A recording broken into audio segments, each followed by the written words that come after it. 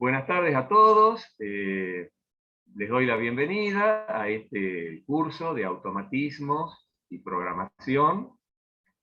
En este primer encuentro vamos a estar abordando una introducción a los sistemas de control automáticos. Les voy a compartir pantalla para utilizar de apoyo una presentación en PowerPoint que ustedes tienen en formato PDF ahí en el aula virtual. ¿Sí? También en el aula virtual, en la pestaña de la semana 1, van a encontrar una carpeta con otro material complementario para aquellos que deseen profundizar. ¿Sí? Pero el material principal siempre va a ser un PDF que lo van a tener disponible ahí en la pestaña de cada semana. ¿Sí? También está el programa completo del contenido de este curso, que antes de continuar con el tema que vamos a abordar hoy, les muestro, por si no lo han visto, les muestro el material que está también ahí en el aula virtual, que es una descripción de los temas que vamos a ir abordando cada semana. ¿Sí? La primera semana, como bien lo dice acá, vamos a abordar este tema de sistemas de control automático, los conceptos, los componentes principales. Vamos a presentar una plataforma con la que vamos a trabajar, la plataforma Arduino. Vamos a ver una introducción a un simulador, dado que estamos haciendo esta capacitación en forma virtual. Vamos a utilizar simuladores para mostrar el funcionamiento de los dispositivos. Bueno, y vamos a abordar algunos temas específicos para ir comenzando con los componentes más sencillos y poder comprender los conceptos básicos de la programación dentro de lo que son los automatismos. ¿Sí? Bien, ahí está entonces el programa con los temas que vamos a ir abordando. Perfecto. Volvamos a la presentación.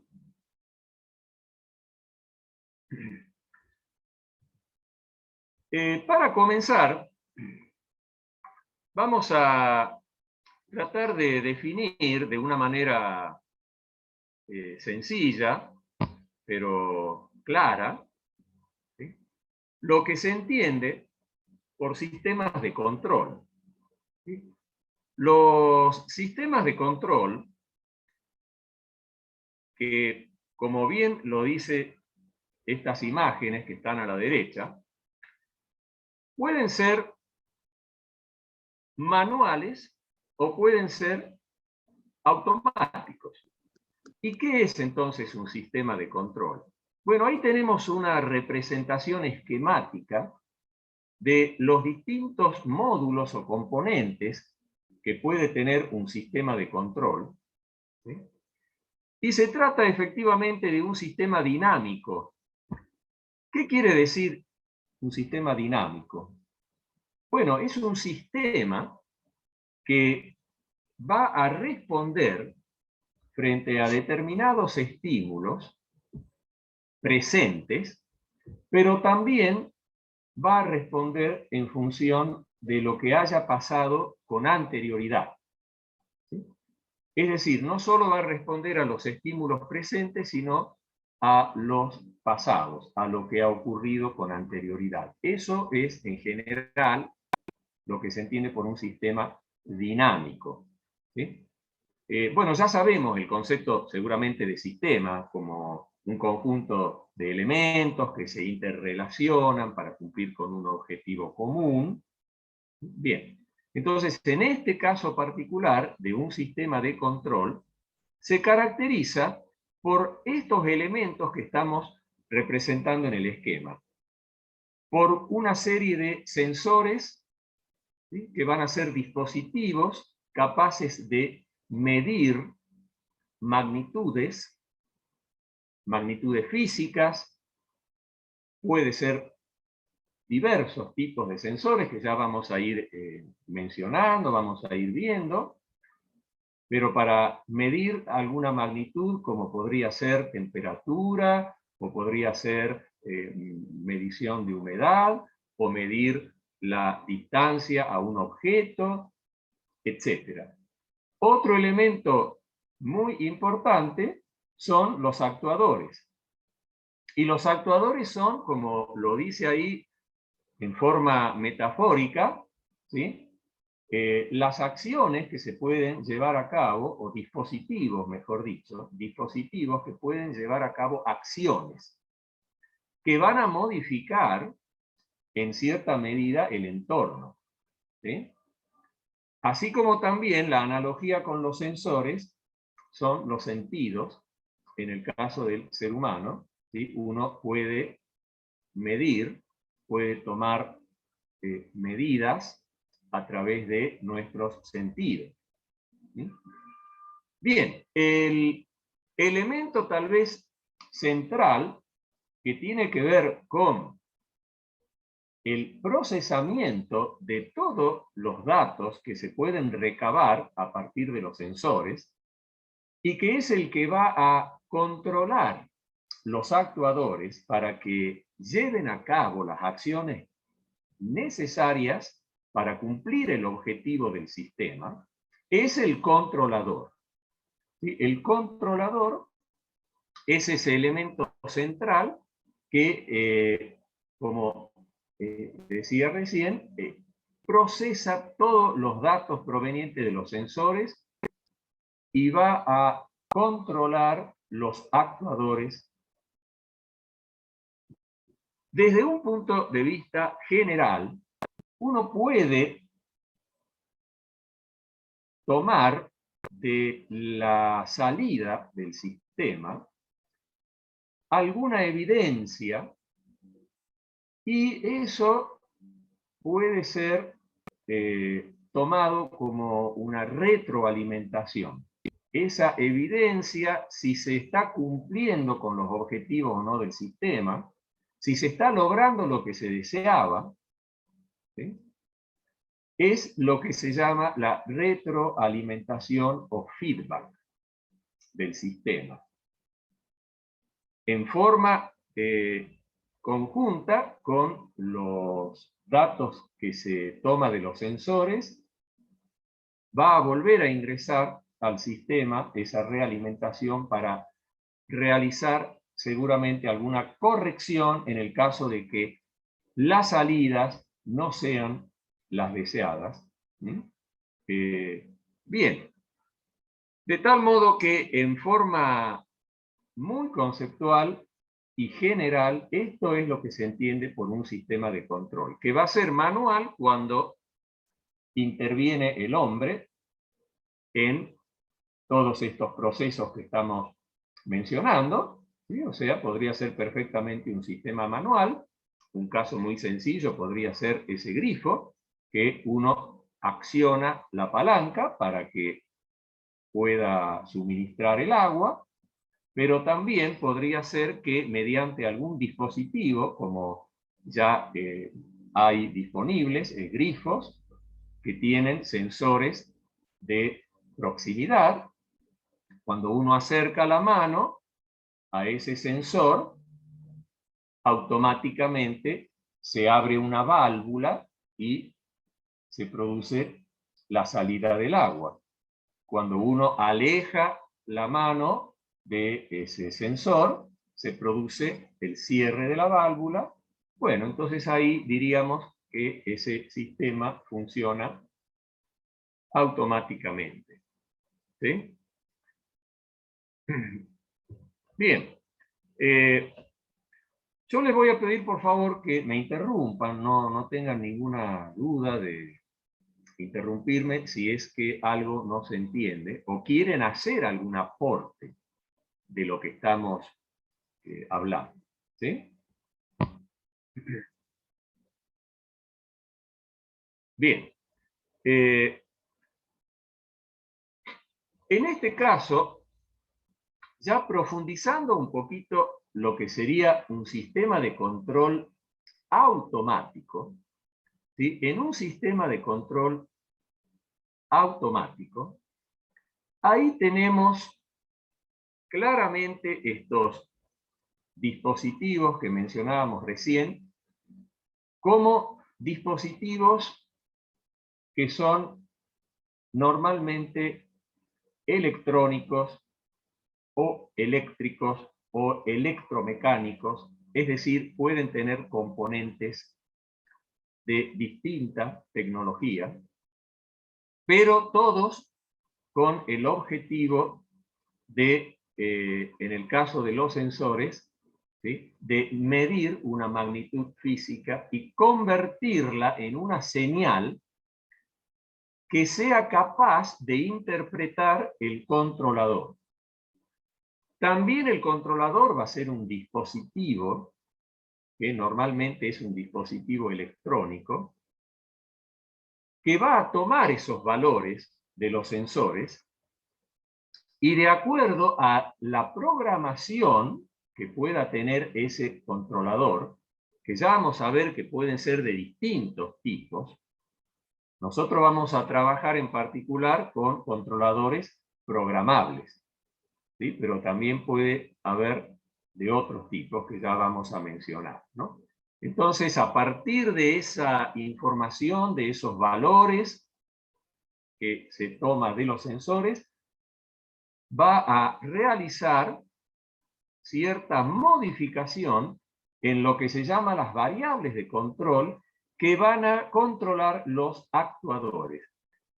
Por último, los actuadores son los elementos que van a permitir realizar o ejecutar las acciones que ha calculado el controlador o que ha determinado el controlador y que va a modificar las variables de control.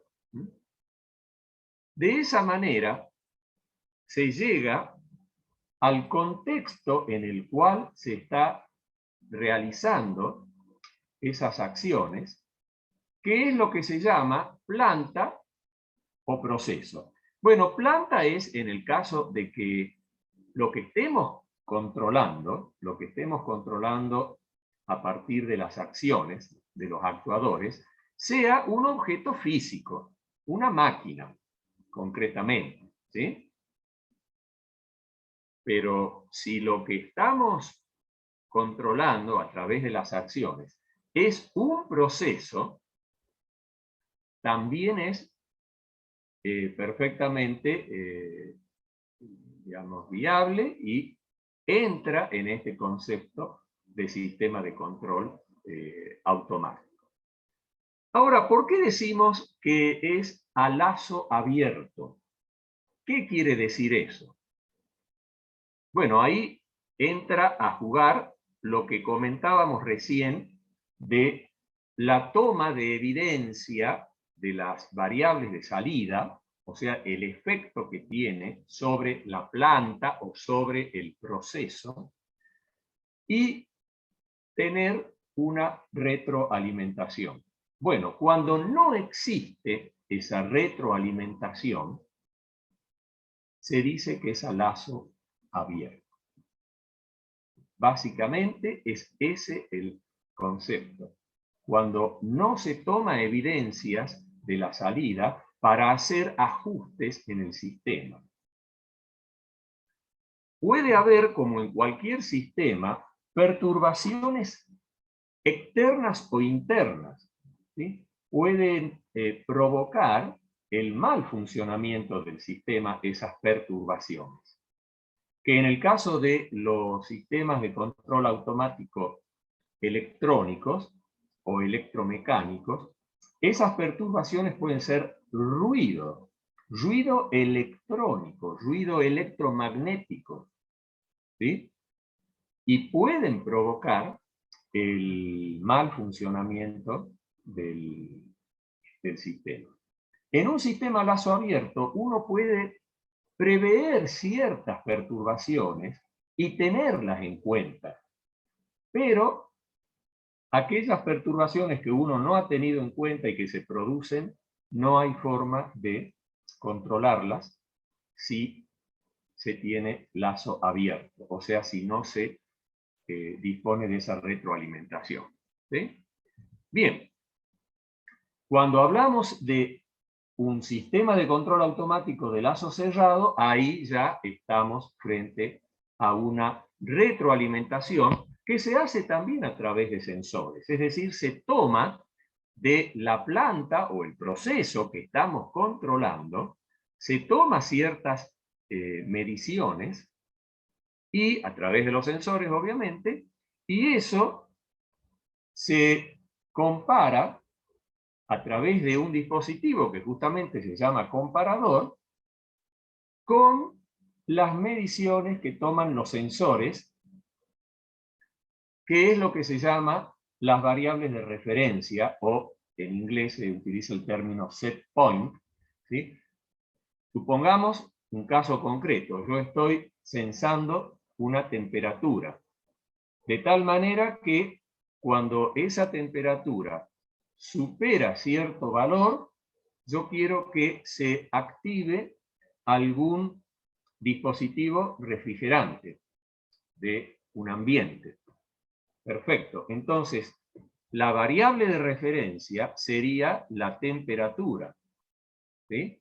Bien. Ahora, cuando se produce la activación del dispositivo de refrigeración, seguramente se va a empezar a enfriar el ambiente, y si baja de determinada temperatura que no queremos que baje, ¿sí? O sea que si se pone demasiado frío, eso lo puedo chequear, lo puedo controlar en la planta donde se está realizando ese enfriamiento, y a través de sensores volver de nuevo con la información de esa temperatura demasiado baja y comparar con la entrada de el sensor de temperatura que estaba midiendo la temperatura ambiente. Entonces, esa entrada de ese sensor se compara con la del otro sensor. En este caso serían dos sensores de temperatura ubicados estratégicamente en el lugar, en el ambiente, suponiendo que sea un espacio físico, y se produce la corrección para que se estabilice el sistema, ¿sí? Y responda de una manera óptima. Bien, entonces eso sería conceptualmente el sistema a lazo cerrado. ¿A las 4? Bien. Vamos a continuar. Acá hay algunos ejemplos de la vida diaria donde tenemos algunos electrodomésticos que funcionarían con este concepto de lazo abierto y lazo cerrado. Por ejemplo, el microondas, un ventilador, un lavarropas. ¿Por qué decimos que son a lazo abierto? A ver si se entendió. ¿Por qué digo que el microondas sería un sistema de control a lazo abierto? A ver si alguien me quiere responder.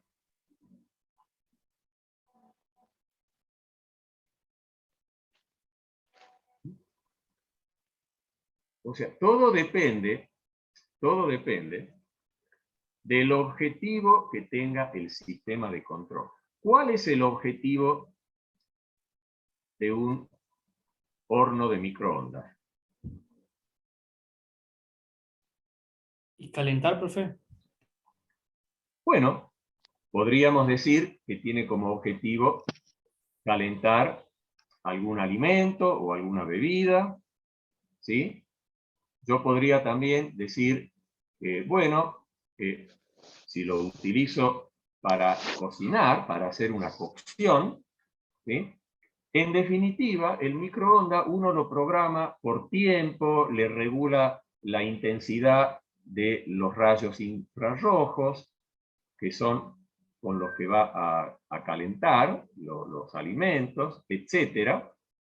Pero en definitiva, el microondas no tiene una retroalimentación, en el sentido de que no hay ningún sensor que me indique si el alimento está ya en el punto que yo deseo.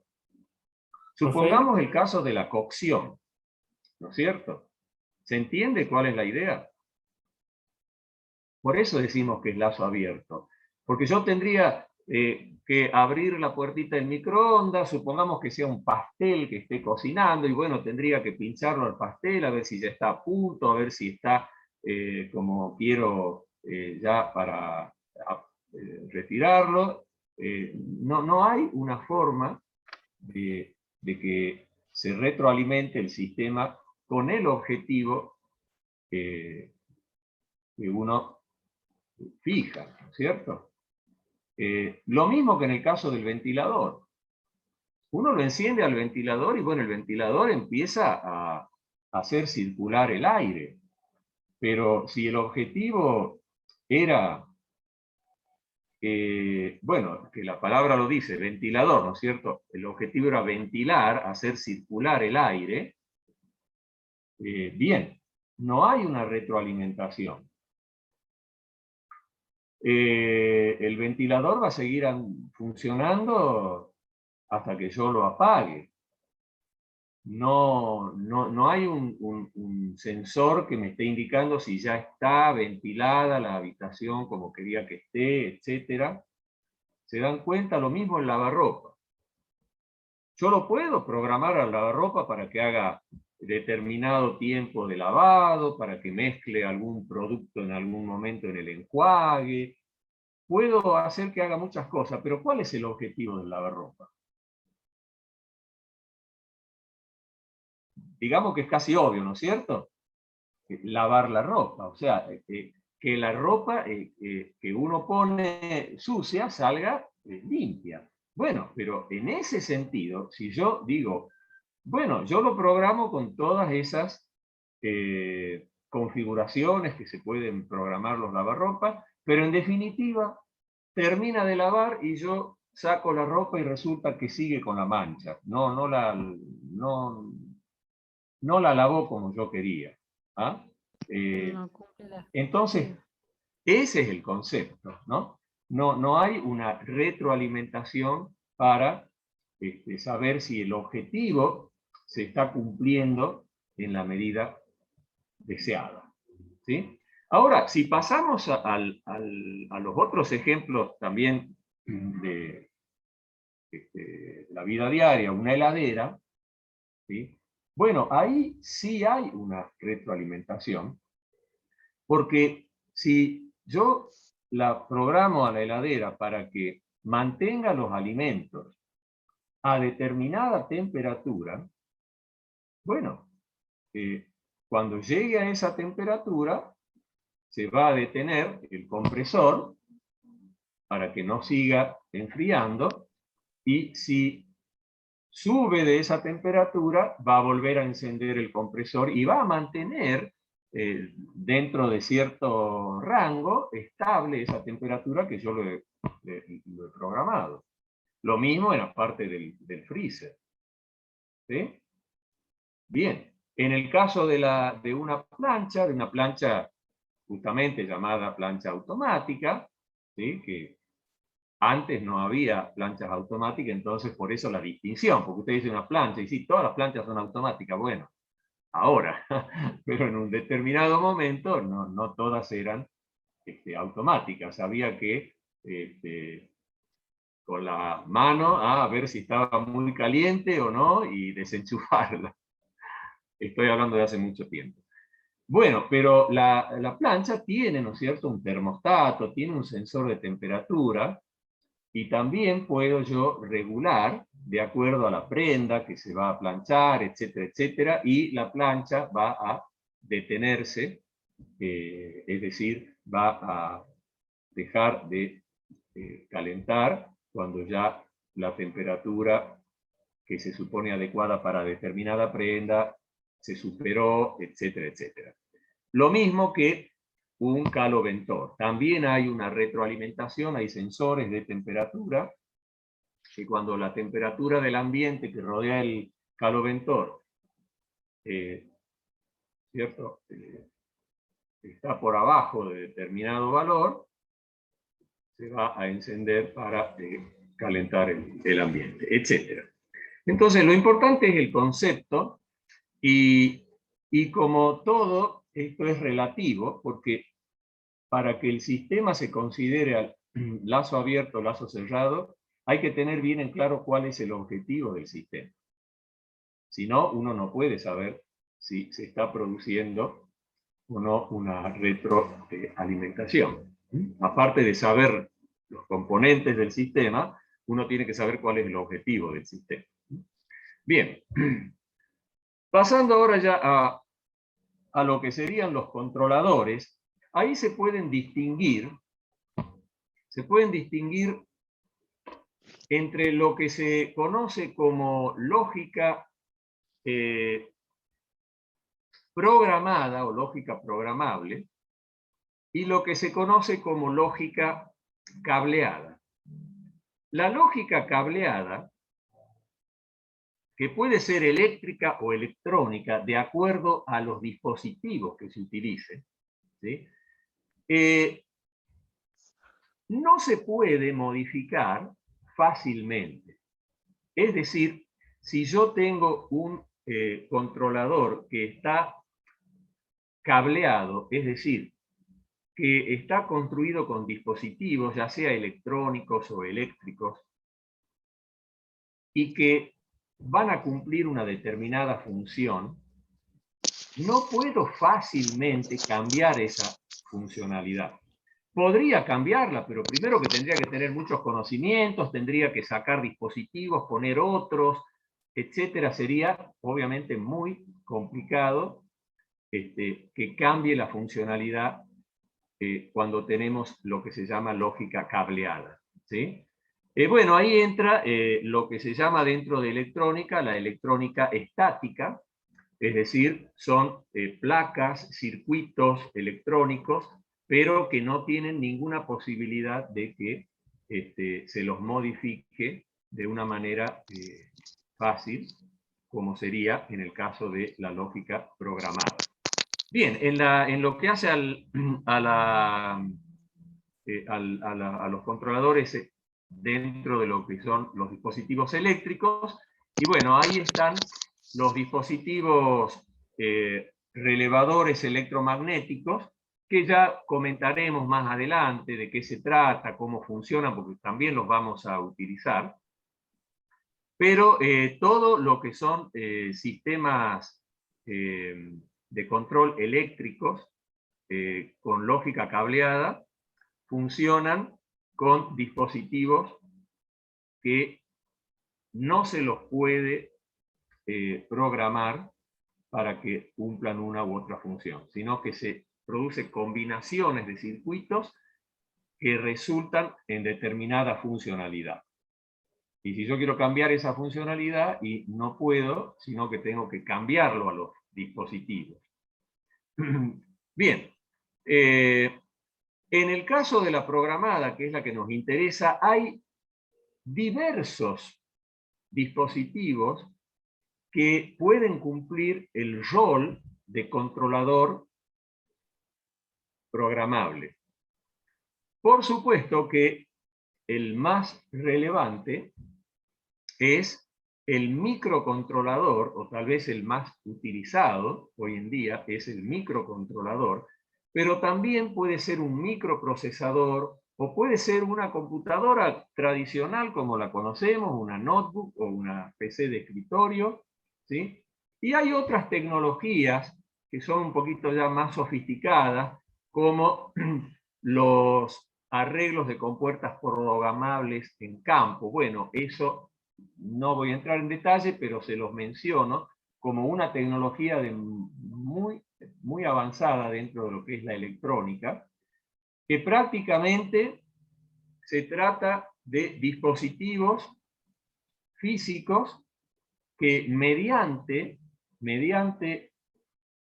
una especie de programación se puede cambiar el conexionado de los dispositivos. Es algo muy de vanguardia, una tecnología, no es muy nueva, no es que sea reciente, nueva, pero sí de vanguardia. O sea, es una tecnología muy utilizada en sistemas de control, por ejemplo, espaciales, o que necesitan un alto nivel de exigencia, ¿no? Bueno, para poder comprender el funcionamiento de algunos dispositivos, es importante que hagamos esta distinción entre lo que son señales analógicas y señales digitales. Ahí tenemos en esta representación, con una animación, lo que sería una señal analógica, que se refiere a una señal que tiene continuidad en el tiempo. Por ejemplo, si nosotros midiéramos la señal que tenemos en las instalaciones eléctricas domiciliarias, con algún instrumento adecuado, para poder visualizar cómo va variando la tensión eléctrica que tenemos en cualquier toma corriente de nuestras casas, veríamos que la variación de la tensión sigue esa forma de esta curva, que es lo que se conoce como sinusoide.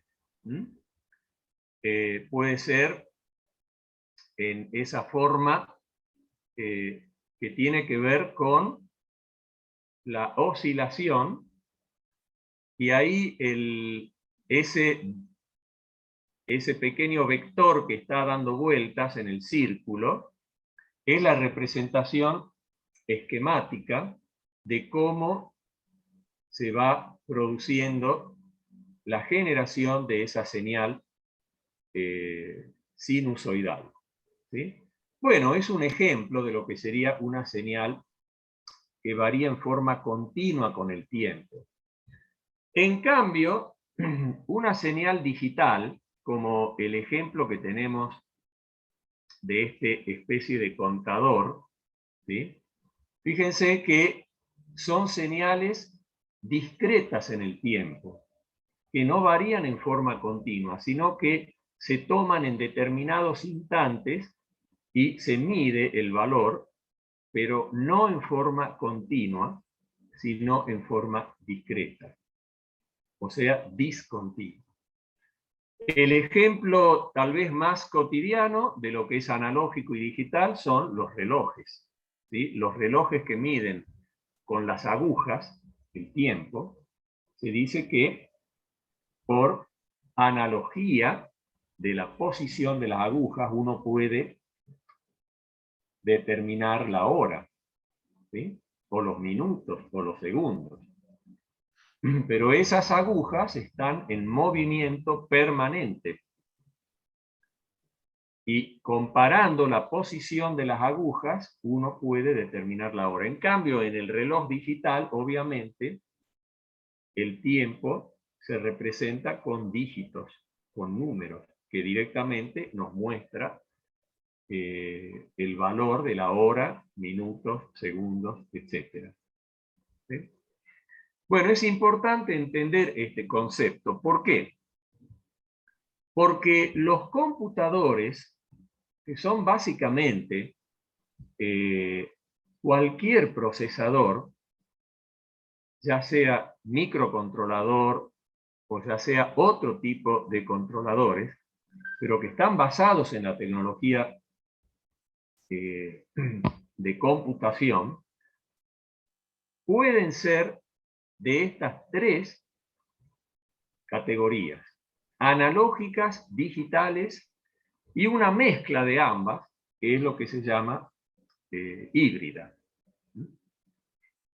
Bueno, en general, todos los procesadores o computadores electrónicos tienen algunas partes donde se manejan señales analógicas y otras partes en las que se manejan señales digitales.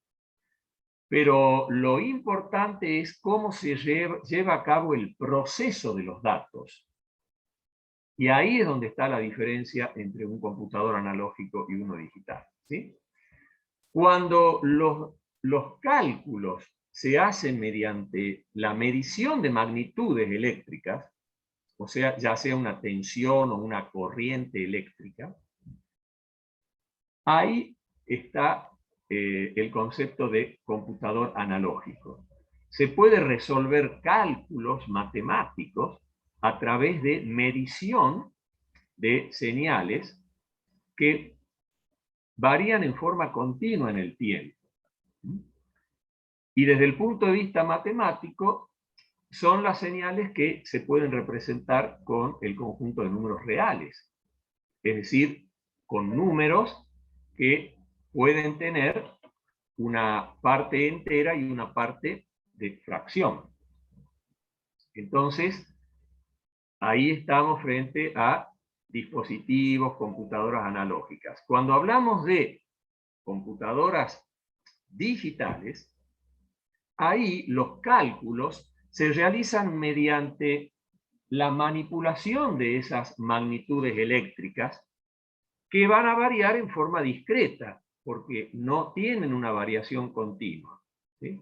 Cuando uno dice digital, lo relaciona mucho con los valores digitales binarios, es decir, ceros y unos, o tensiones altas, tensiones bajas, es decir, con señales digitales binarias. Pero en realidad, digital puede ser con más de 2 niveles también, no necesariamente binario, ¿sí?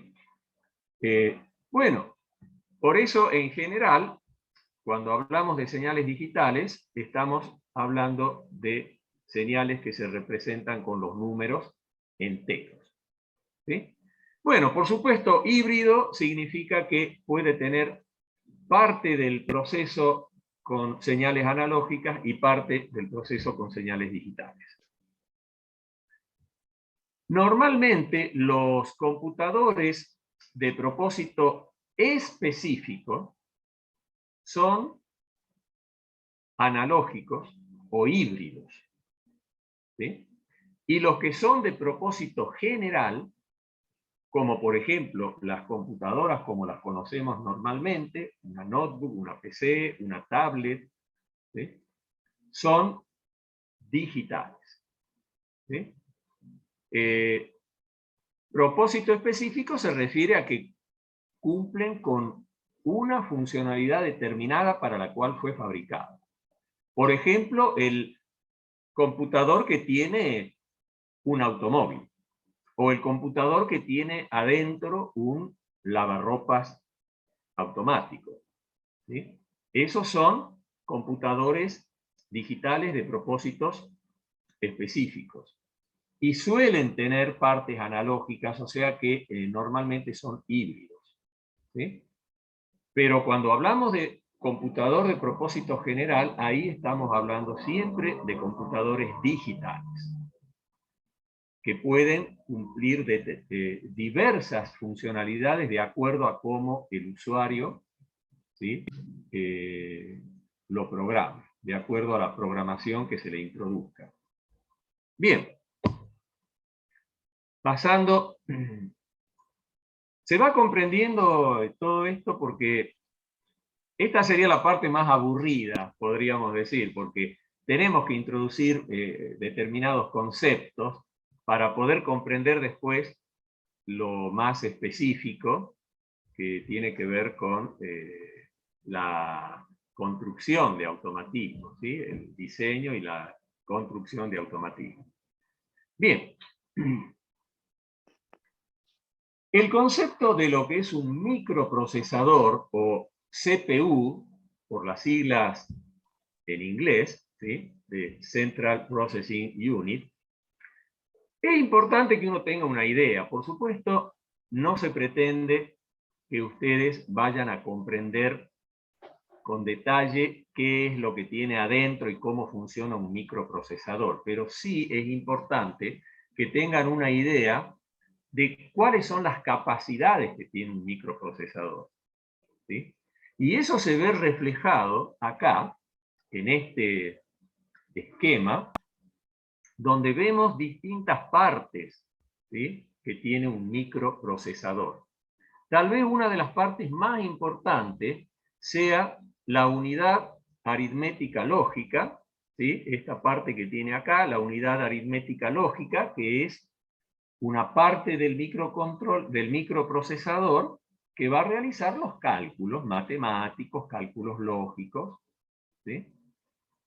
Pero también es muy importante la unidad de control que tiene dentro del microprocesador, porque es la parte que va a dirigir a las otras, que va a determinar cuándo funciona una parte o la otra de acuerdo a las instrucciones, de acuerdo a las órdenes que tiene que llevar a cabo el microprocesador, ¿sí? Bueno, después hay otros componentes como, por ejemplo, los circuitos de comunicación, que son los que van a permitir que el microprocesador se pueda comunicar con otros dispositivos, por ejemplo, con los periféricos. Si se tratara de una computadora, bueno, con el teclado, con la pantalla, etc. ¿Sí? Y la parte también de comunicación interna dentro de los dispositivos que tiene el microprocesador, ¿sí? También se tienen que comunicar entre ellos para poder cumplir con el objetivo, ¿sí? Bien, perfecto. Lo que tenemos nosotros normalmente en sistemas automatismos o sistemas de control automático industriales, es decir, con muchas exigencias en cuanto a la robustez del sistema, en cuanto a las capacidades que tenga el sistema, se trabaja con lo que se llama PLC o controlador lógico programable.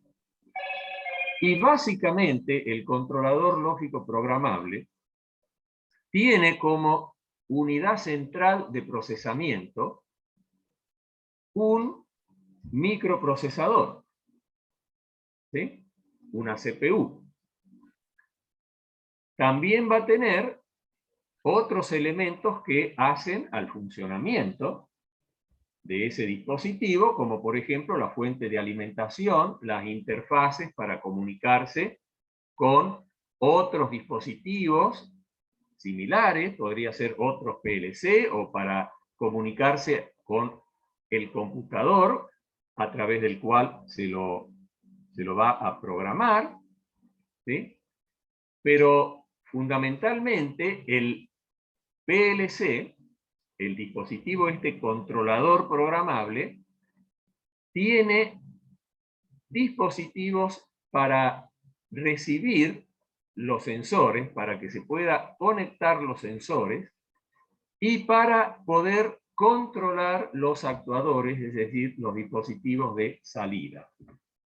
Bueno, estas 5 partes funcionales son las más importantes.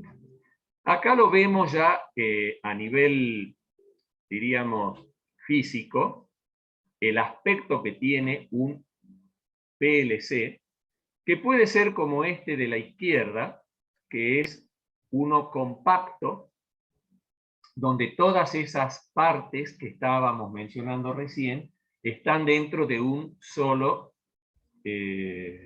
podríamos decir, gabinete, ¿sí? No se puede ampliar o expandir para el caso de que se necesite mayores prestaciones. En cambio, también están los PLC modulares, donde ahí sí se puede ir ampliando, porque justamente son cada una de estas partes que estábamos mencionando, son módulos que se pueden ir acoplando, ¿sí? O sea, tenemos un módulo que es la fuente de alimentación, otro módulo que es para las comunicaciones, el módulo este central sería la CPU, ¿sí? Después todo lo que serían las entradas y las salidas, y se puede ir agregándole a medida que se necesita distintos módulos. ¿Sí? Eso es lo que se llama PLC modular. Bien, esto es lo que se utiliza dentro del ámbito industrial. Ahora, en el ámbito más de servicios, ¿sí? O sea, lo que sería automatismos dentro de pequeños emprendimientos o de algún dispositivo electrodoméstico o algún automatismo dentro de lo que es la domótica, se utiliza microcontroladores. En vez de controladores lógicos programables, que son mucho más robustos y por supuesto mucho más caros, se utiliza estos dispositivos que, como lo vemos acá, en apariencia son circuitos integrados, ya sea como el que está a la izquierda o el que está a la derecha, ¿sí? Que en su interior tienen todas las partes que veíamos recién de un PLC.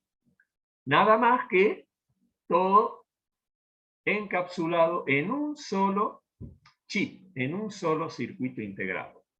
Así que podemos apreciar dentro de ese circuito integrado una parte que es la CPU, que es un microprocesador, ¿sí? Tenemos todos los elementos necesarios para que funcione ese microprocesador, para que interactúe con el exterior. Acá alrededor tenemos algunos de esos dispositivos en forma separada, si es que los tuviéramos que disponer en forma separada, tendríamos, ¿sí? Por ejemplo, un conversor analógico digital, que es un dispositivo que va a convertir señales analógicas en digitales, porque el microprocesador necesita señales digitales, y yo puedo tener señales analógicas de algunos sensores, como vamos a ver después. Bien, tenemos la memoria electrónica, donde se almacenan los datos, ¿sí? La memoria RAM. También tenemos memoria donde se van a almacenar los programas, ¿sí? Como, por ejemplo, las memorias EEPROM, que son memorias electrónicas, pero que almacenan en forma permanente la información. ¿Sí? La diferencia básica entre lo que es una RAM y una EEPROM es que la RAM es volátil. Guarda los datos en forma transitoria mientras el dispositivo está encendido, mientras se lo está alimentando eléctricamente. Pero cuando se desconecta, se borra todo el contenido de la memoria porque es una memoria, repito, volátil, ¿sí? En cambio, la memoria donde se almacenan los programas que van a controlar el funcionamiento, ¿sí? De ese microcontrolador, esa memoria no es volátil, es una memoria permanente. Por más que uno le retire la alimentación, sigue memorizando la información que se ha guardado en ella. Bien.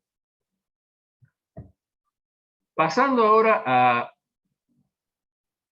un aspecto ya más práctico, desde un punto de vista de lo que tenemos disponible en el mercado, sobre todo en el mercado local nuestro, tenemos estas placas como referencias que son muy emblemáticas, podríamos decir. Bueno, la Arduino, la placa Arduino, que sería el dispositivo que vemos acá, este circuito integrado sería el microcontrolador.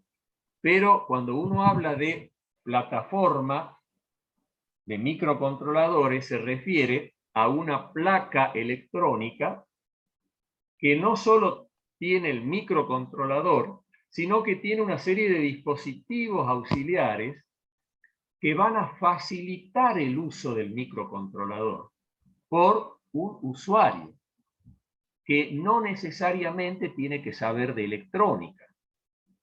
¿Sí? O sea, con muy poquitos conocimientos, uno puede llegar a implementar un sistema de control utilizando una de estas plataformas. ¿Sí? Bueno, otra muy conocida es la Raspberry Pi, que es la que tenemos acá. ¿Sí? Y una no tan conocida, pero sí muy importante desde un punto de vista de la industria nacional, es la conocida plataforma CIA, con doble A, CAA, que son las siglas de Computadora Industrial Abierta Argentina. Es una placa fabricada dentro del país. Por supuesto, los componentes, obviamente no se los fabrica acá, se los importa, pero toda la placa con la configuración, con un lenguaje de programación que es también abierto, y todo el hardware, todos los circuitos son abiertos, es decir, que están disponibles para cualquier persona que quiera construir esa placa. Es lo que se llama hardware abierto, lo mismo también que la Arduino, es un hardware abierto. Bien, lo importante de esta placa CIA es que es de producción nacional y surgió de un proyecto de un conjunto de universidades, dentro de las cuales participa la Universidad Tecnológica Nacional y otras universidades del país. ¿Sí? Bien, en cuanto a las placas Arduino, que son las que nosotros vamos a utilizar en este curso, tenemos una gran variedad de placas, y acá tenemos algunas. La más popular, por supuesto, que es la placa 1, la Arduino 1, ¿sí? Pero tenemos una placa que está por arriba en cuanto a las prestaciones, que es, digamos, más potente, que es la Arduino Mega, ¿sí? Otras placas que son con menor prestación y también tiene que ver con el tamaño, son más chiquititas, como la Arduino Nano. Ahí fíjense, está comparada con una moneda, que podría ser la moneda nuestra de 1 peso, de 2 pesos, para que vean el tamaño, ¿no? Esta otra es una plaquita muy diminuta que tiene el tamaño de un botón, y justamente está pensado para introducir en la ropa o en la vestimenta, puede ser calzado, puede ser ropa, algunos dispositivos de automatización. ¿Sí? Bueno, o esta también, esta otra, la Mini, que es todavía más chiquita que la Nano. Bueno, para tener una idea, una primera aproximación a lo que es la placa Arduino, la plataforma, Arduino Uno. En esta diapositiva tenemos marcadas las partes más importantes que es necesario que comprendamos qué funcionalidad tienen. Bueno, lo más importante dentro de la placa, obviamente, es este circuito que en este caso es el más grande, que es el Atmega 328P. Bueno, ese es el nombre del microcontrolador que utiliza esta placa. Por otro lado, tenemos también un microprocesador mucho más pequeño, un microprocesador que está encargado de la comunicación a través de este puerto serial, a través de este conector USB. A través de ese conector uno puede conectar con un cable a la computadora, a través de la cual se lo programa al microcontrolador. También tenemos acá un conector tipo jack de alimentación externa, porque si bien a través de este conector USB se puede alimentar también la placa para determinadas pruebas, pero cuando uno necesita que la placa ya funcione en forma autónoma, no conectada al computador, entonces necesita alimentarla con otra fuente externa y no a través del USB. ¿Qué otro elemento podemos señalar? Bueno, este dispositivo que se ve acá es lo que se llama un clock, un reloj, que en realidad es un oscilador de cuarzo, que es el que va a controlar los tiempos que cualquier circuito electrónico digital necesita. Bien, por último, cabe destacar que todos estos pines que tenemos acá a la vuelta, bueno, en ambos laterales, ¿sí?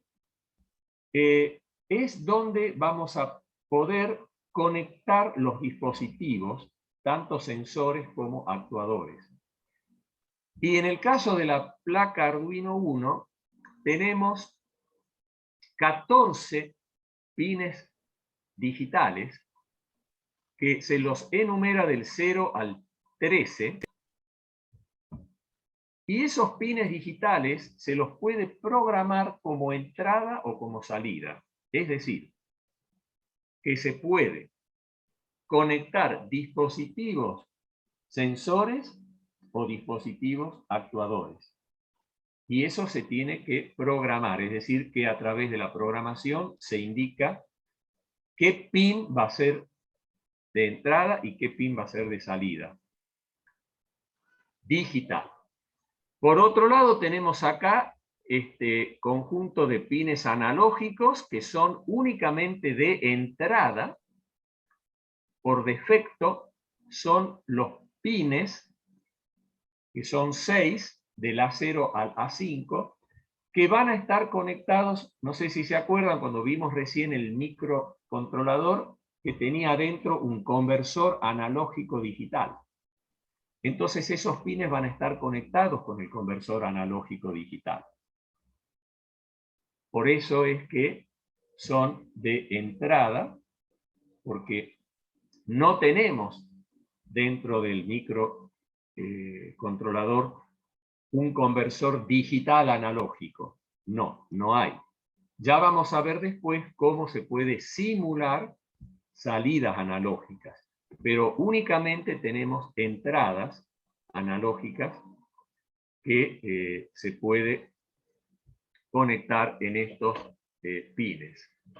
Bien, por último, esta parte de acá, estos pines, son pines de alimentación y la placa Arduino trabaja con 5 voltios, así que tenemos acá una salida de 5 voltios para poder alimentar algunos dispositivos de muy bajo consumo, porque no es la intención de la placa alimentar dispositivos, pero sí algunos, repito, de bajo consumo, como vamos a ver en la práctica. Se puede tomar de acá, de este pin que dice 5 voltios, para usarlo como alimentación. ¿Sí? Bien, a la vez la alimentación con la que podemos, la tensión con la que podemos alimentar la placa a través de este conector jack puede ir de 7 a 12 voltios. Lo que pasa es que tiene acá en esta parte lo que se llama un circuito regulador que va a bajar a 5 voltios y va a mantener estable esos 5 voltios porque el micro controlador y todos los otros dispositivos trabajan con 5 voltios. ¿Sí? Bien, otro pin de alimentación son los pines de referencia de masa o GND, que sería el pin de 0 voltios. Bien, acá tenemos así a título ilustrativo una serie de las llamadas tarjetas de expansión o GIEL de Arduino, que le van a agregar determinadas funcionalidades a la placa. ¿Sí? La placa, originalmente, la plaquita Arduino 1, no tiene posibilidad de comunicarse por medio del protocolo Bluetooth. Entonces viene un GIEL que yo le puedo conectar a la placa y le da la capacidad de comunicación Bluetooth. Lo mismo que si yo quiero controlar motores con esta placa, no lo puedo hacer en forma directa, ¿sí? Porque no tiene la capacidad de potencia para controlar un motor, para que funcione el motor. Entonces también viene un GIEL para controlar motores. Lo mismo podríamos decir si quiero hacer un control por reconocimiento de voz. Bueno, se le adiciona esta tarjeta para que pueda, que tiene un micrófono básicamente y toda una circuitería que va a permitir hacer el reconocimiento de voz. O para convertirla a la placa Arduino en un celular, porque puedo transmitir mensajes de texto, como si fuera un celular, porque se le pone un chip de alguna empresa de comunicación, ¿sí? Como Personal o Claro o Qualcomm Movistar. Bueno, este sería el GIEL para GSM y también tiene un sistema de GPS para seguimiento satelital, perdón, para posicionamiento, bueno, y seguimiento, digamos, satelital. O este GIEL que tiene una pantalla del LCD. O este otro para transmisión por Wi-Fi. Pasando ahora a otro concepto que hemos visto, que son los sensores. Bueno, acá tenemos una muestra, podríamos decir, de la infinidad de sensores que hoy en día es una de las cosas que está revolucionando la industria, es la sensoria, la tecnología sensoria, que cada vez produce mayor cantidad de sensores de distinto tipo, y eso es lo que caracteriza, ¿sí?, a la época actual llamada de la cuarta revolución industrial. Una de las características es la cantidad impresionante de sensores de todo tipo. Bueno, yo acá he puesto algunos sensores que son sensores industriales,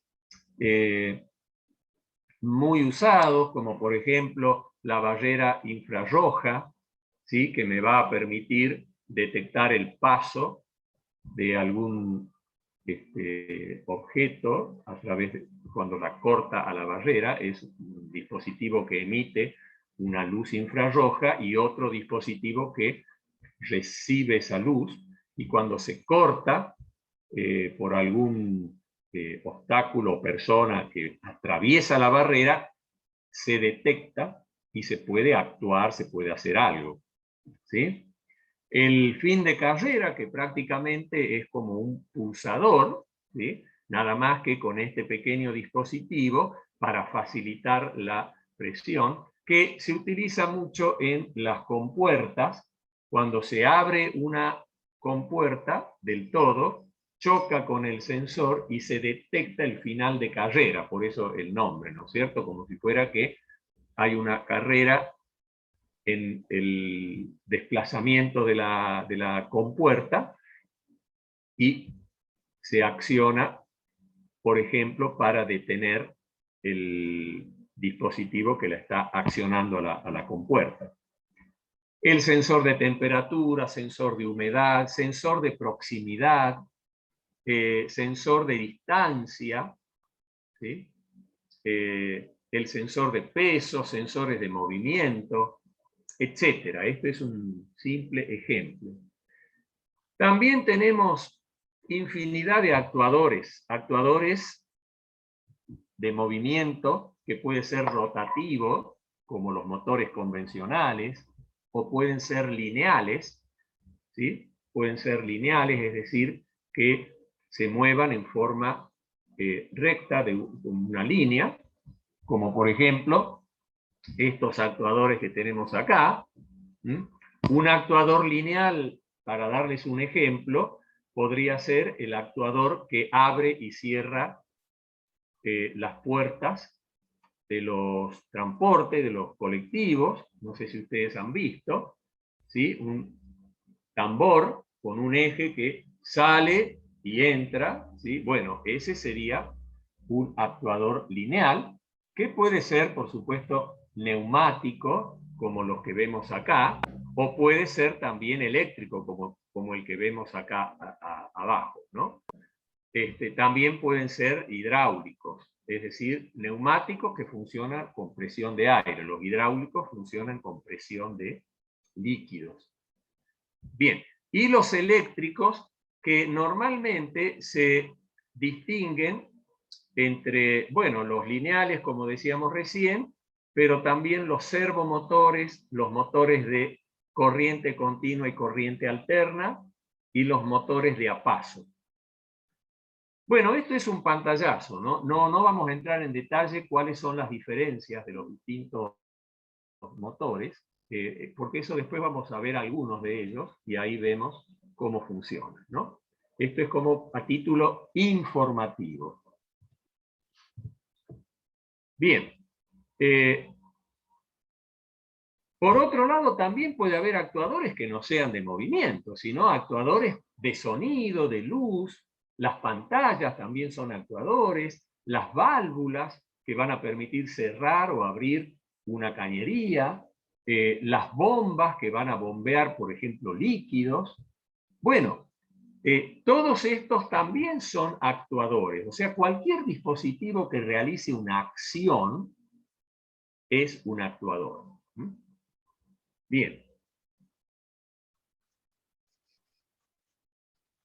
Por otro lado, acá tenemos algunos de los sensores que se utilizan con Arduino, que por supuesto se adecúan a la capacidad que tiene la placa Arduino, que hemos dicho que no es o no tiene la misma prestación que un dispositivo industrial, como un PLC. Así que estos son los sensores tal vez más comunes. También hay muchísimos sensores para Arduino, pero que se adaptan a esta placa fácilmente.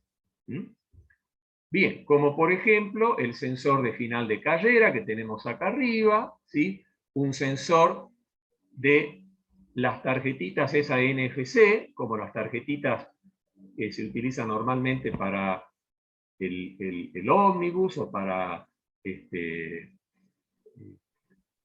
bueno, puede ser cualquier medio de transporte que trabaje con tarjetas. Uno la aproxima la tarjeta al dispositivo y ya lee un código y puede, ¿no es cierto?, interactuar con algún dispositivo.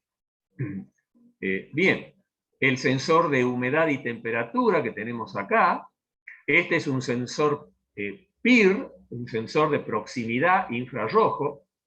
Se lo conoce con las siglas PIR, de proximidad infrarrojo, sensor PIR.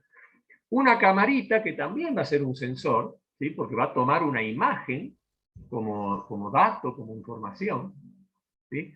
O estos sensores que son los llamados optoacopladores infrarrojos, que ya eso sí los vamos a ver, para qué sirven, ya vamos a estudiar después, o un micrófono, un módulo de micrófono, o podría ser este otro que es un sensor de ultrasonido, para medir distancias, ¿sí?, por ultrasonido.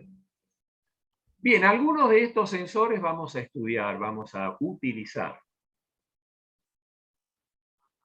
También para Arduino y otras placas similares a Arduino, se puede conseguir diversidad de actuadores. Y así que acá tenemos algunos ejemplos, como este motorcito que es un motor de a pasos. Este es un display LCD. Esto es un display de 7 segmentos, perdón, ¿sí?, para representar dígitos o algunas letras. Estos son los famosos LED, que es lo más, digamos, sencillo de manejar, el actuador más simple, como vamos a ver. Acá tenemos un LED de varios colores, los LED RGB, o un motor de corriente continua. Acá tenemos otro motorcito también, de corriente continua, un servomotor, una bomba de agua, ¿sí? Una placa Peltier, que es una plaquita que me va a permitir enfriar algún ambiente, ¿sí? Por ejemplo, esas plaquitas Peltier se utilizan para los dispensers, tanto para enfriar como para calentar los líquidos. Un cooler, un ventiladorcito, o una bocina, en fin, diversos actuadores que vienen para ser compatibles con Arduino o placas similares.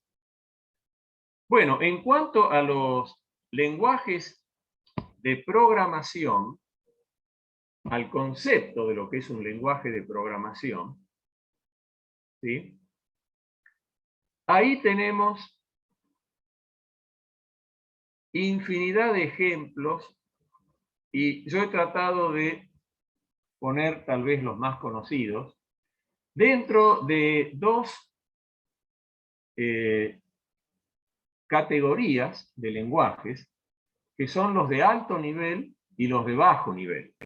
Esa es una clasificación que se hace de los lenguajes de programación. Los de alto nivel son lenguajes que están muy cercanos al lenguaje humano, ¿sí? A la vez, dentro de esos lenguajes de alto nivel podemos distinguir dos tipos, que son los lenguajes de programación gráficos o en bloque, que son muy fáciles de comprender y de manejar. Y después están los lenguajes que podríamos decir son más profesionales, que son los lenguajes de código escrito, de texto, ¿sí? Como por ejemplo el Java, el Arduino, que es el mismo que es uno del que vamos a utilizar nosotros. Bueno, acá estoy viendo que está mal escrita la palabra, ¿no? Es Arduino, ¿sí? Bien, o el Python o el C++ son lenguajes muy conocidos dentro de la programación, ¿no? el JavaScript también, bueno, todos los que yo he puesto acá, el Go, todos son lenguajes de programación de alto nivel de texto, ¿sí? O sea que se escribe como texto, código. En cambio, todos estos otros que he puesto acá, el lenguaje visualino, el Scratch, que sería la vedette de los lenguajes en bloque, en realidad es el pionero, es el primer lenguaje en bloque, ¿sí? El Scratch, o el Miniblock, el BitBlock, bueno, el Scratch for Arduino, el Tinkercad, que ese es el que nosotros vamos a manejar porque además es un simulador, el Tinkercad. Bien, y los de bajo nivel, que serían, por un lado, el lenguaje que entiende el microprocesador, que es el lenguaje de unos y ceros, no entiende otro lenguaje, lo que se llama lenguaje de máquina, y un lenguaje que es un poquito de mayor nivel que el de máquina, pero que sigue siendo de bajo nivel, que es el lenguaje assembler o lenguaje ensamblador o lenguaje simbólico.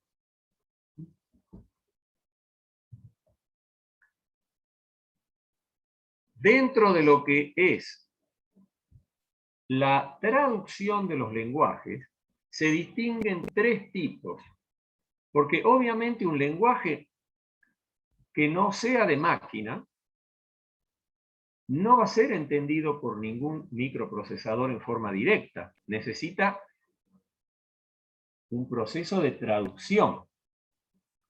Y ahí es donde se divide en estas tres clases de traductores, ¿sí? Que son el compilado, el interpretado y el intermedio. Muy así, superficialmente, les explico que el lenguaje compilado, como por ejemplo el C++ y el propio Arduino que vamos a usar nosotros, el programa escrito con ese lenguaje se traduce completamente y queda almacenada la traducción. De tal manera que cuando yo quiero ejecutarlo al programa, no es necesario traducirlo de nuevo. Se traduce una sola vez y ya queda almacenado, traducido. Eso es una ventaja por un lado. Pero en el proceso de desarrollo tiene su ventaja el interpretado, como el JavaScript o el Python, porque se va traduciendo por instrucción y ejecutando, pero no queda almacenada la traducción. Eso tiene su desventaja porque cuando se va a querer ejecutar de nuevo, se pierde tiempo en traducir.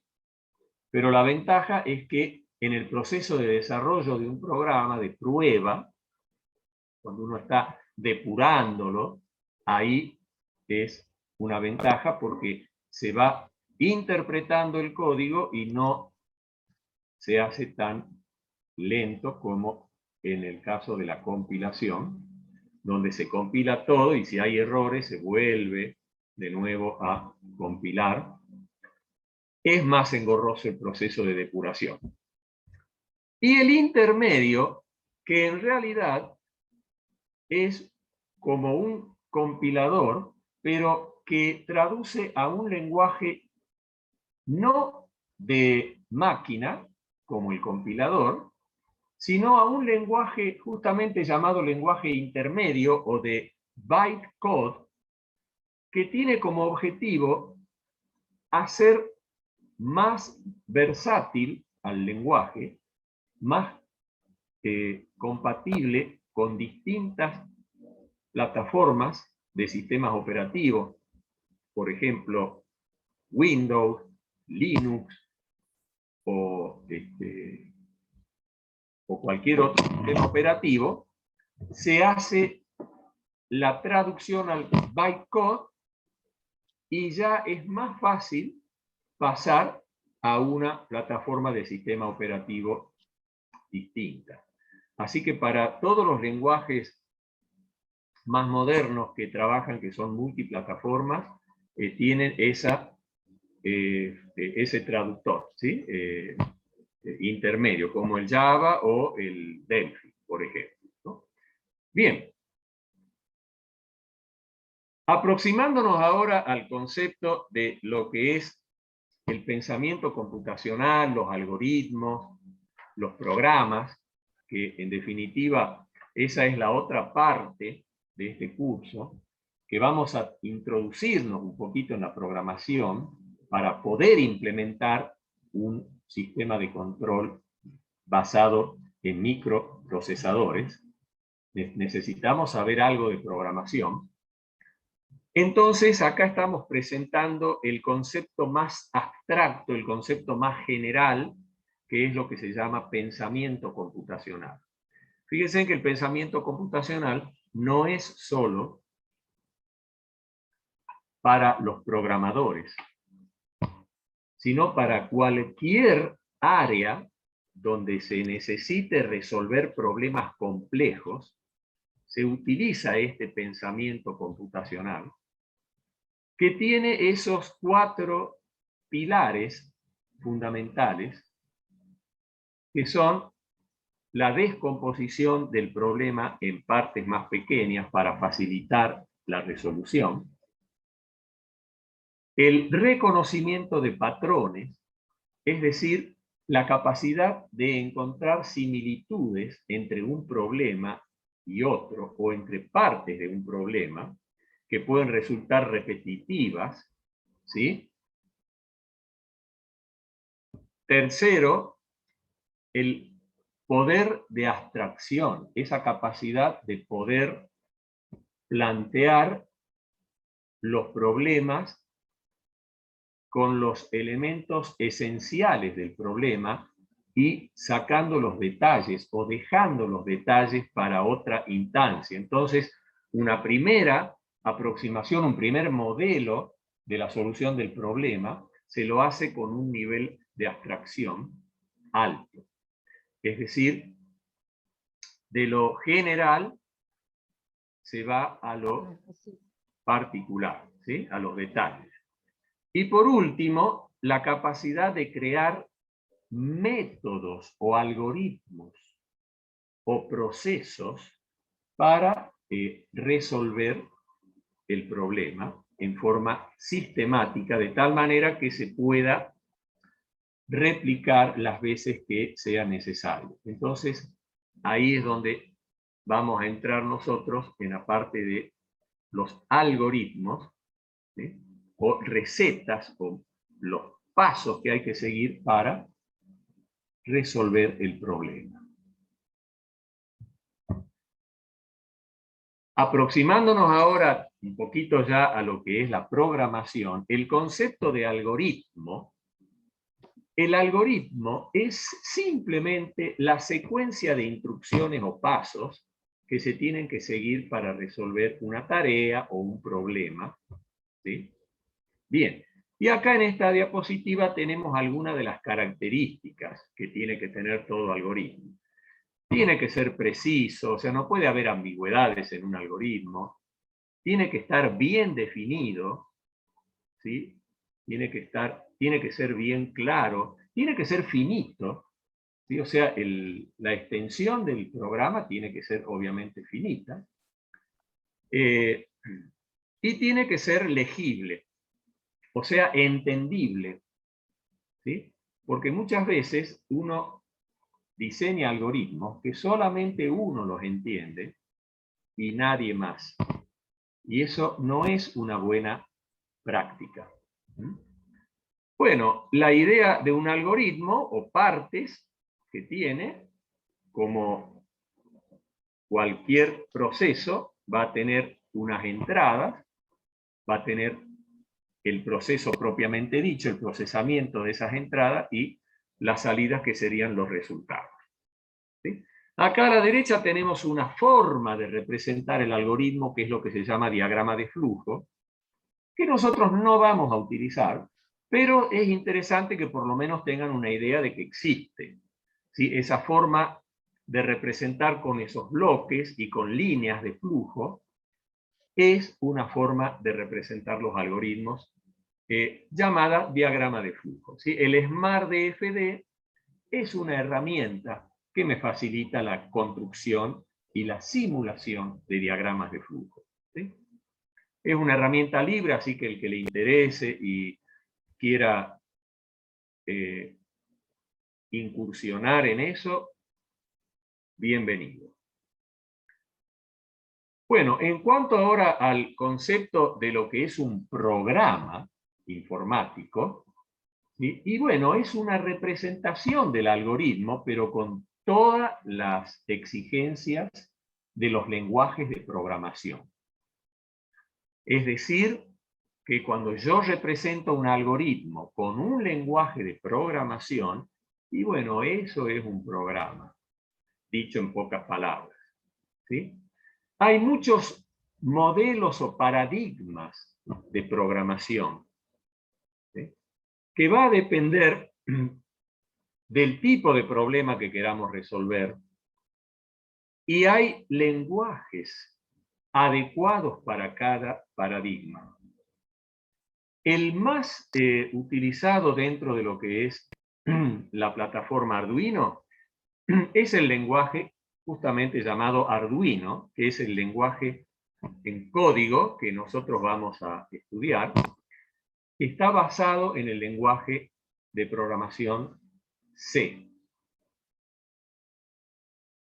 Acá lo que tenemos son los entornos de desarrollo más usuales, los entornos de desarrollo o IDEs, o EDI, con las siglas en inglés, en español, o IDE en inglés, sería todo el entorno que me facilita la escritura del programa, la depuración del programa, la prueba del programa, ¿sí? O el debugging, la corrección del programa, y hay, por supuesto, infinidad de entornos de desarrollo integrado, como por ejemplo el de Arduino que vemos acá, o el del lenguaje en bloques Scratch que vemos acá, o el que les comentaba recién de diagramas de flujo, como el DFD que estamos viendo acá.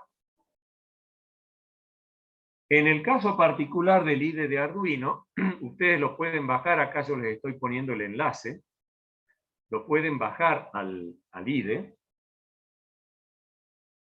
de la página oficial de Arduino, ¿no? Y este es el aspecto que tiene, que ya lo vamos a ver después en detalle, ¿no?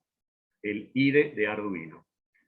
Básicamente es un editor que me permite escribir el programa y muchas otras funcionalidades. Por último, tenemos software de simulación que nos va a facilitar el prototipado de lo que es la parte electrónica del sistema de control y la placa Arduino. Estos son ejemplos de los más populares de los simuladores, como por ejemplo el Proteus, o el FreeSim, o el Virtual Breadboard, o el Tinkercad. De estos cuatro, el mejor, desde mi punto de vista, es el Tinkercad, ¿sí? Que ya lo vamos a presentar. Acá está el entorno de programación, el IDE de Tinkercad, que si ustedes entran en la página tinkercad.com, es muy fácil de registrarse. En realidad se tienen que registrar con una cuenta en Autodesk, que es el propietario de Tinkercad. Autodesk es una empresa de software que tiene muchas aplicaciones. La más popular y conocida es Tinkercad, donde podemos construir el circuito como vemos acá y hacer la programación como estamos también observando. Bueno, acá es un pequeño instructivo que yo no lo voy a leer, eso se los dejo para que lo vean ustedes después. de cómo sacar una cuenta en Autodesk, con la que van a poder entrar no solo a Tinkercad, sino a todas las herramientas de Autodesk. Bien. Vamos a ver cómo estamos de tiempo.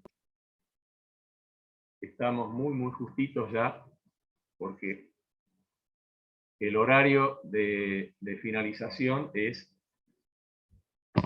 a las 4:30. Así que estamos muy cerca del cierre. Por lo tanto, vamos a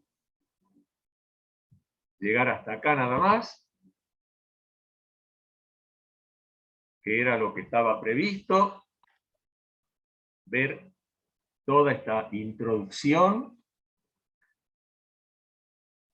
Espero que no haya sido muy pesada.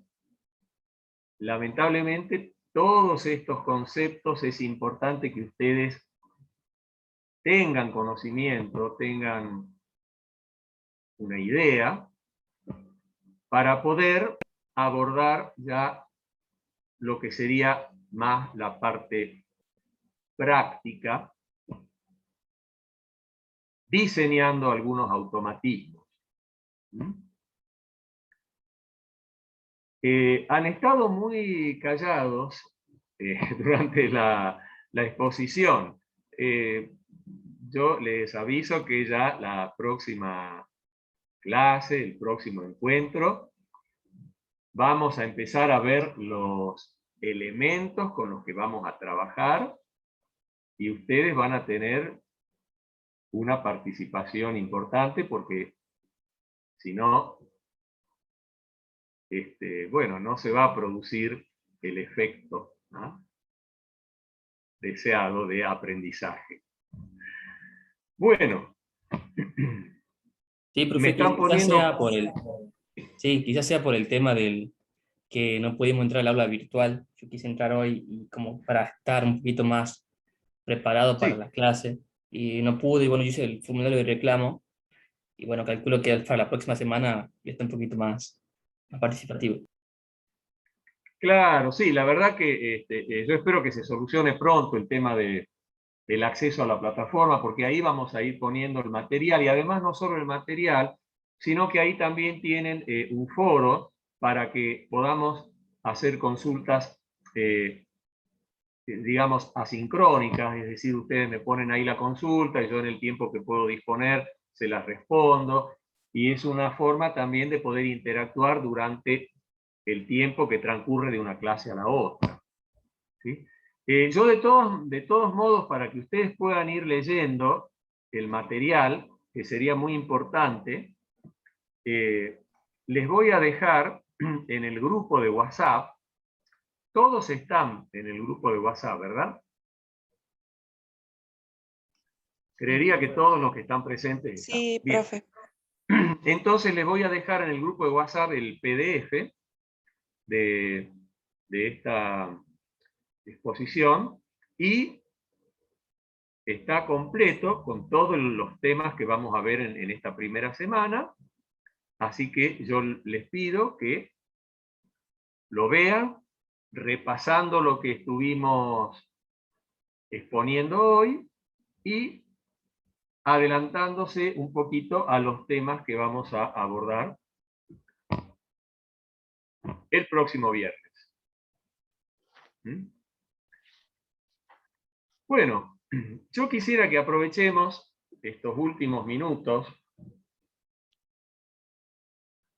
para que me comenten un poquito más acerca de las expectativas que ustedes tienen, o una opinión de los temas que yo les he estado presentando. Así que quisiera escucharlos un poquito estos últimos minutos.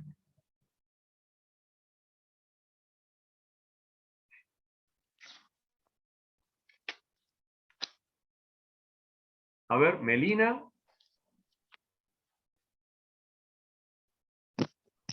Sí, me parece bastante interesante. Es algo nuevo, pero si bien soy profesora, soy docente, todo el tema este de pandemia que hemos pasado y que estamos aún, los primeros tiempos se necesitaba muchísimo aprender sobre todo de los sistemas, porque por ahí tenías alguna complicación en la instalación de un programa o demás, y te hace muchísima falta, y creo que esto no ha terminado, sino que va avanzando, ¿no?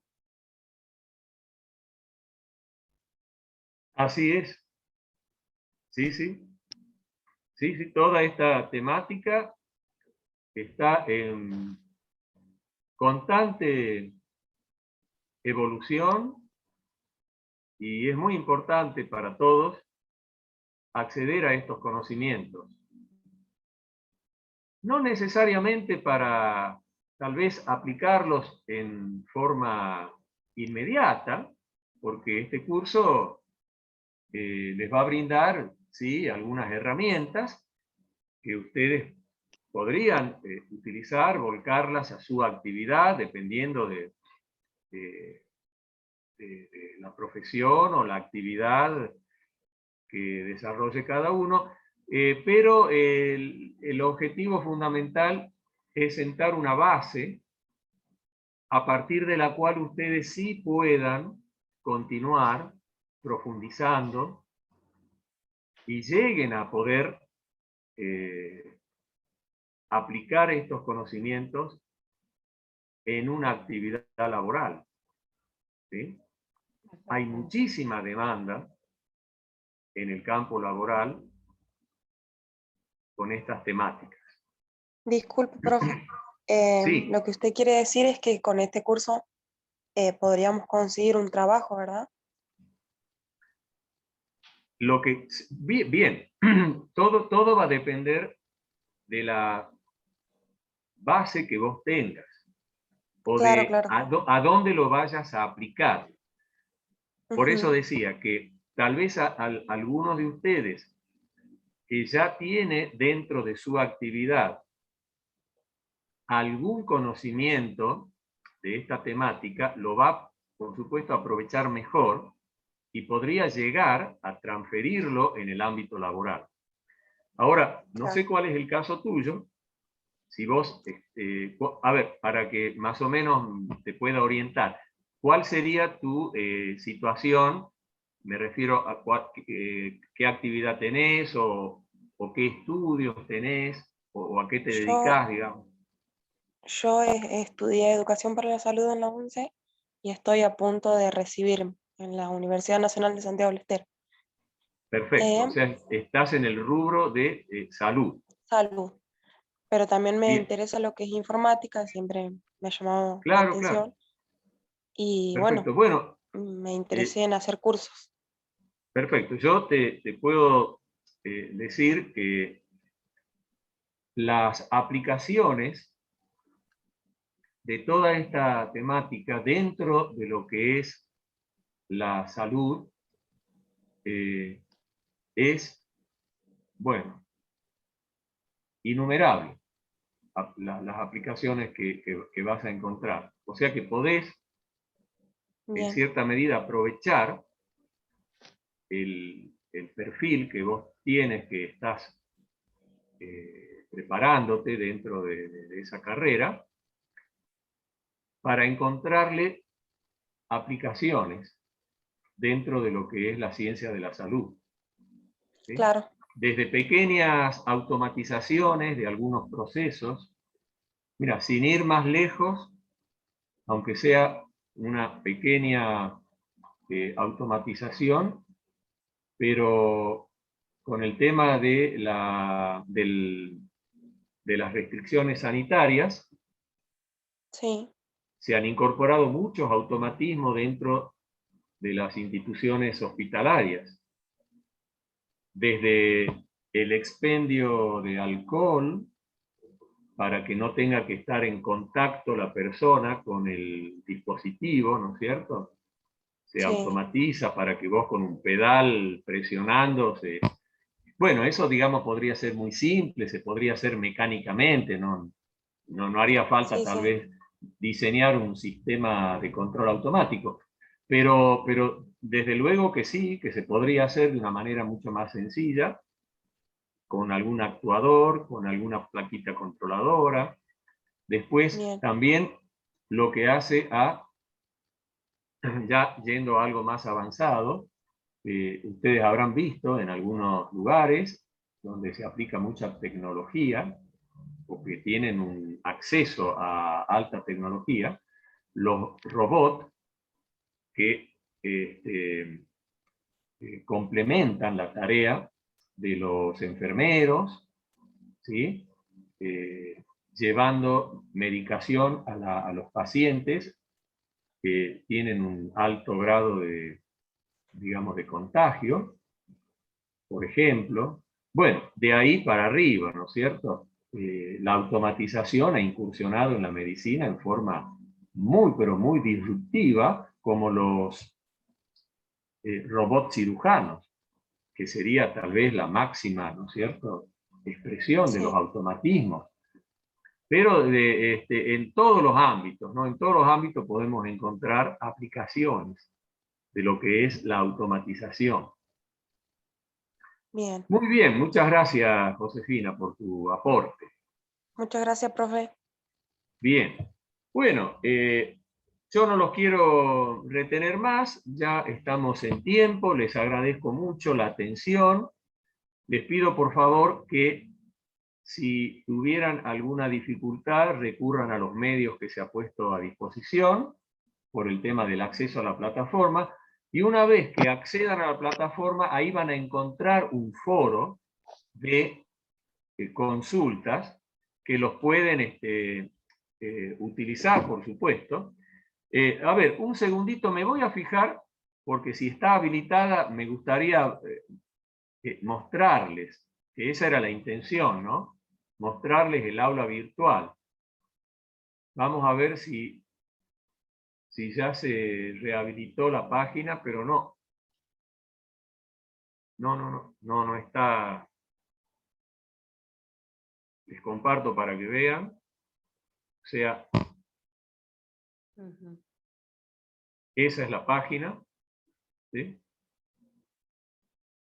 Lamentablemente está fuera de servicio. Bien. Bueno, esperemos que durante el transcurso de estos días se normalice, puedan entrar, puedan bajar el material. Yo de todas maneras este PDF se los voy a poner ahí en el grupo de WhatsApp. Y el viernes esperemos que ya esté normalizada esa situación y podamos aprovechar mejor esos recursos del aula virtual, ¿sí? Muchas gracias nuevamente. Y Gracias, los profe. espero el viernes, ¿sí? 14:30. Que anden muy bien. Buenas tardes. Hasta la Chao, que próxima, anden profe, bien. gracias. Hasta luego.